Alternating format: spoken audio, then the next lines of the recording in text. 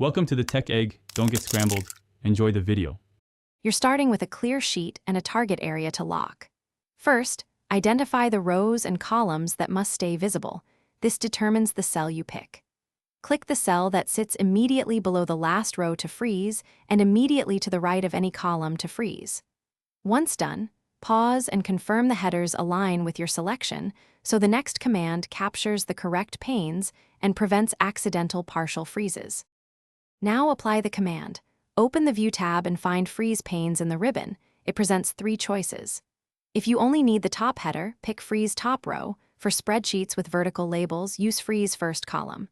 For precise control, select Freeze Panes. Excel locks everything above and to the left of your active cell. Make sure to watch the thin border appear. This visual confirms the panes are fixed, and it helps you immediately spot any misalignment. Finish by scrolling vertically and horizontally to confirm headers remain visible while data moves. This proves success. If you need a different lock, open View right arrow unfreeze panes, reposition your active cell, then reapply freeze panes. If freezing doesn't work, inspect for split view being active, merged cells in the frozen region, or protected sheet settings. These block freezing.